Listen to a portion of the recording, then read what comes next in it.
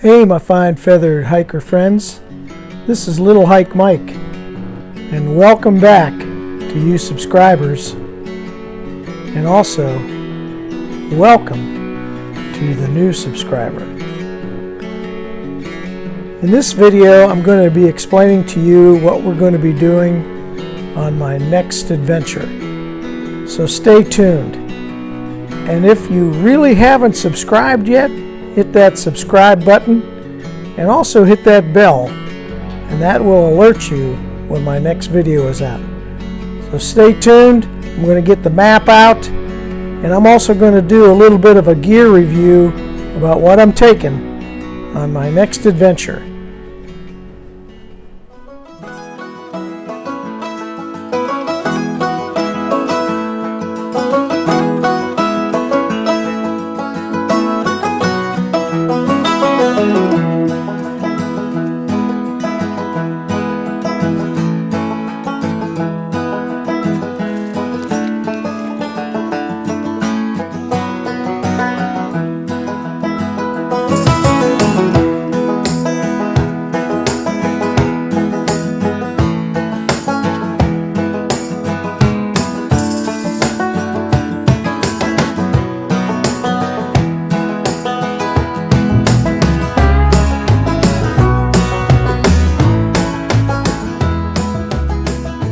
Hey my fine feathered hiker friends, this is Little Hike Mike here, coming from you from the beautiful Kinston, North Carolina area.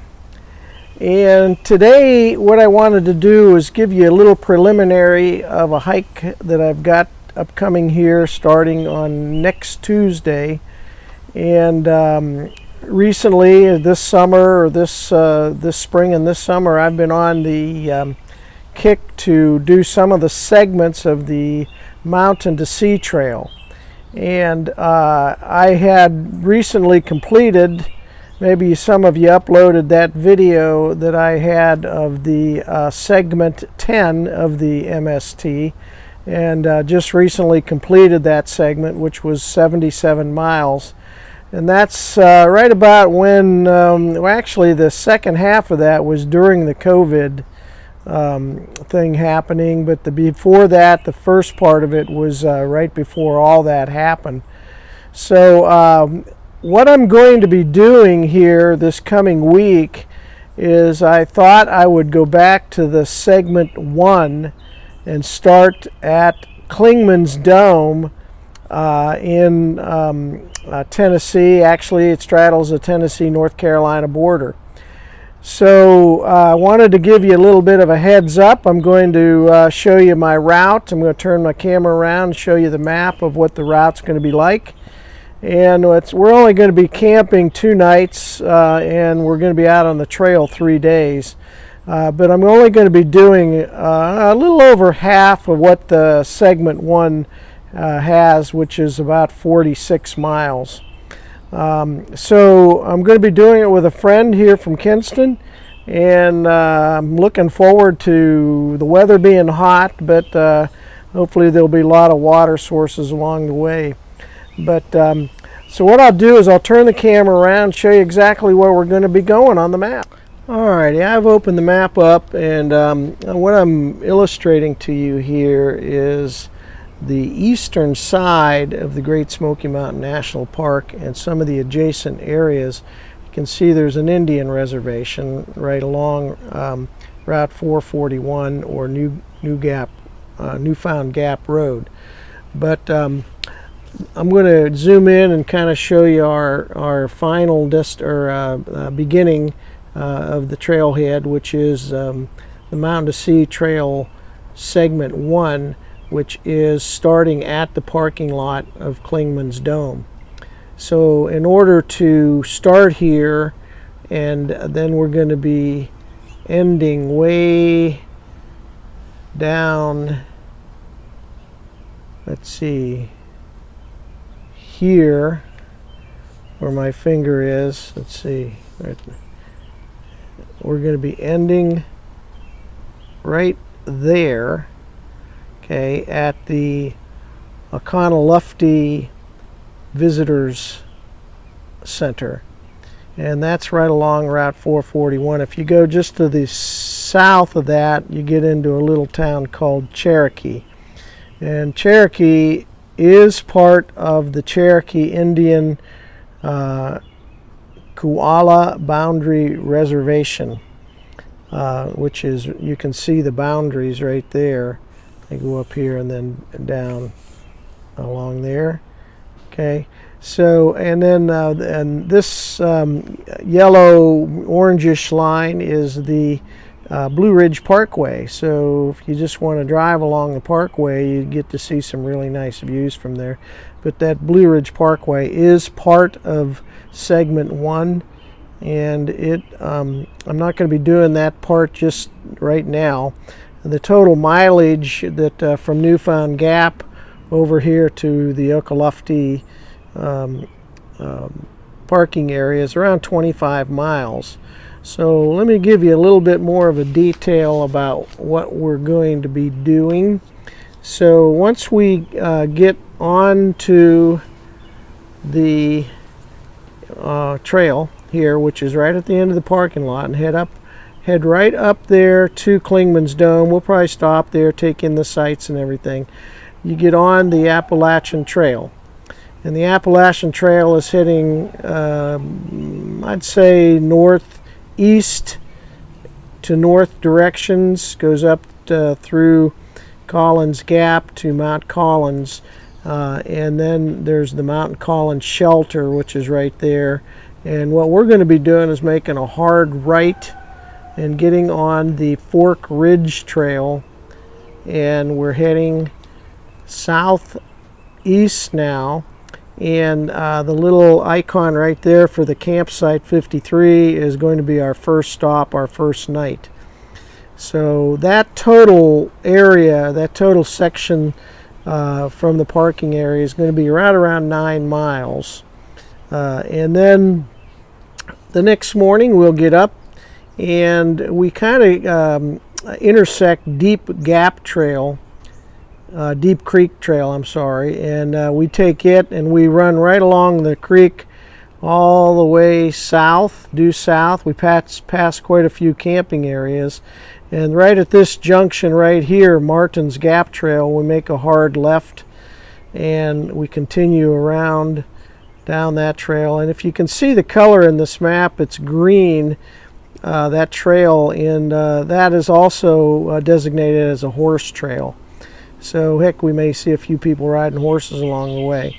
But then we take another hard left and we continue up Martin's Gap, and it actually turns into the Benton, or I'm sorry, it's called the Sunkota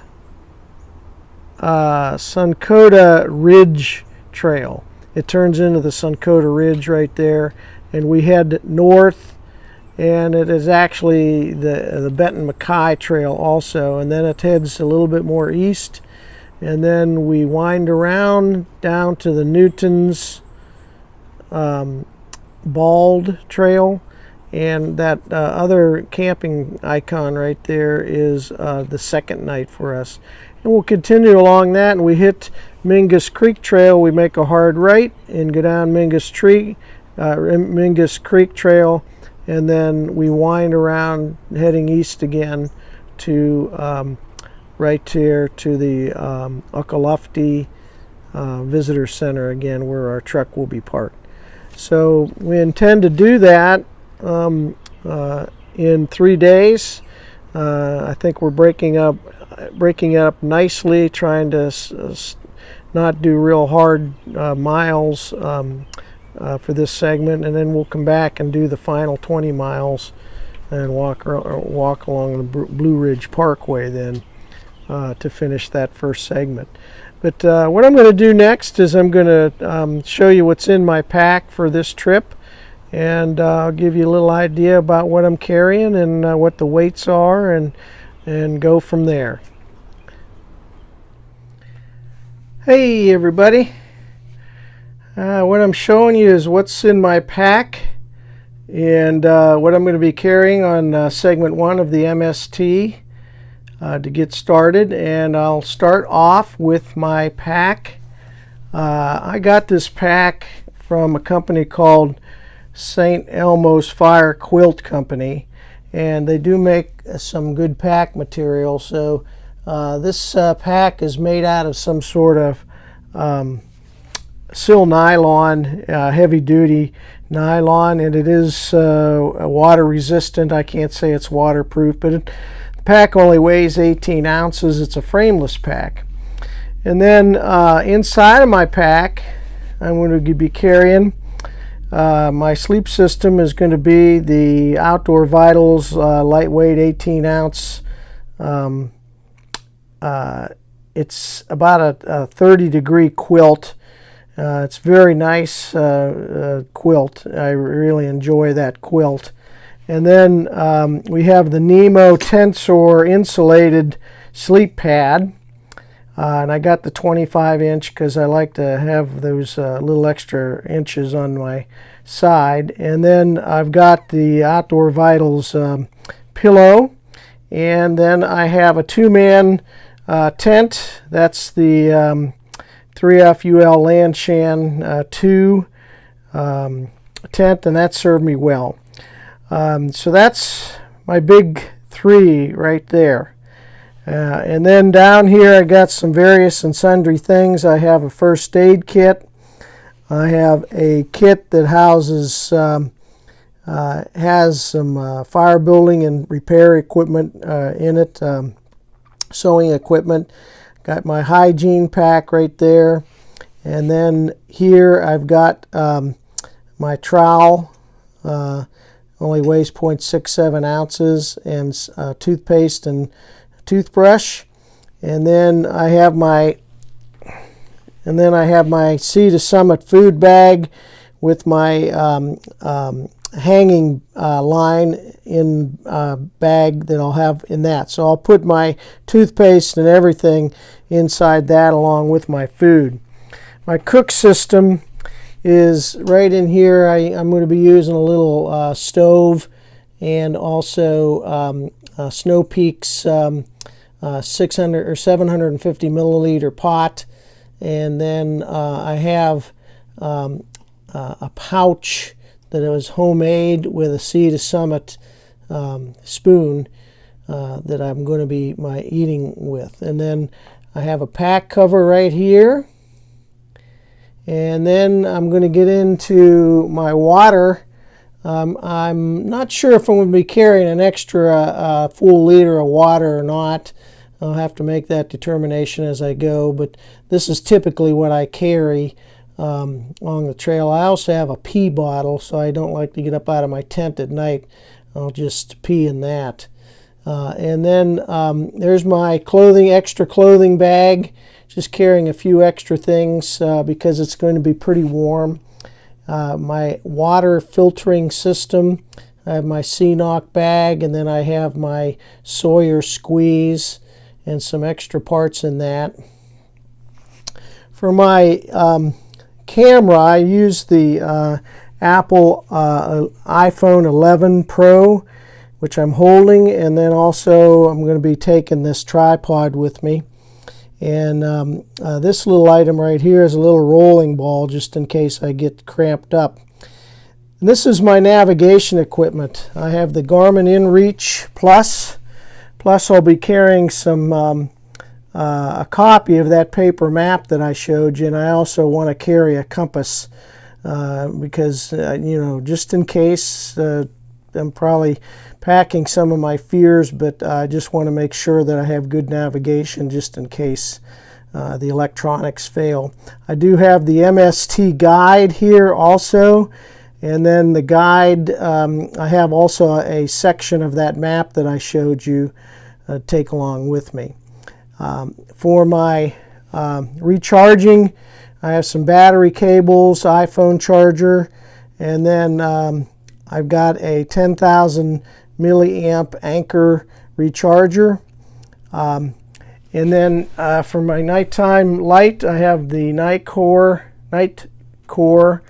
rechargeable lamp. And then up here I have just a real inexpensive rain jacket. that has worked for me real well. And then I have an outdoor research mid layer just in case it gets a little bit cold. A little Z-Pack sit pad, and then I have some various and sundry things in my ditty bag, including some extra contact lenses, some chapstick, some hand sanitizer, earplugs, a little bit of sunscreen. I have some oil from doTERRA that I put on for a bug repellent. And then I take some ibuprofen and some vitamins and some other things that I take. I have an extra lighter. I have a little bit of eye contact lens moisturizer for my eyes, and then I do wear sunglasses sometimes, so I have some wipes for that. So pretty much that's my kit, and it weighs approximately, I'm going to say, a little over 16 pounds without water and without food. I haven't weighed my recharging and my cable gear yet to see what the total is, but it's going to be a little bit over 16 pounds. And what I'm going to be wearing on the trip is just a lightweight polynylon wickable shirt from Adidas, some REI lightweight long pants. I may go take the bottoms off of those and go with shorts. Some inexpensive underwear. I wear 2 socks. I wear a nylon light sock, and then I wear a heavier wool sock over that. And I haven't had a blister that I can speak of. I do wear gloves to help with my hands, and then also I have a set of Ultra. I don't have my shoes up here, but I use the Ultra Lone Pick 3.5s, and I have 3 pairs of those, and I haven't worn them all out yet. So, but that's going to be wearing on the trail right there. I take a couple of buffs with me to wipe my sweat, the brow off my the sweat off my brow, and but pretty much that's it. And my trekking poles are real inexpensive. They call them crivets, and these I got from Europe. Actually, they're made in China, but they were sold by a store based in Germany. And so anyway, these I got 2 pair for $16 a pair. They're made out of aluminum, but they have served me well since I've been hiking. Anyway, there's my kit, and I'm looking forward to getting on the trail. So please make your comments below if you see anything there that I could probably do without, or some things that you would help lighten my load. That'd be some great comments from anybody. Also, please subscribe to my channel and hit the bell in case you want to see what we have upcoming, which will be the trip itself. So I'll look forward to seeing your comments, and hopefully we'll get some subscribers from my videos. So thank you so much for watching.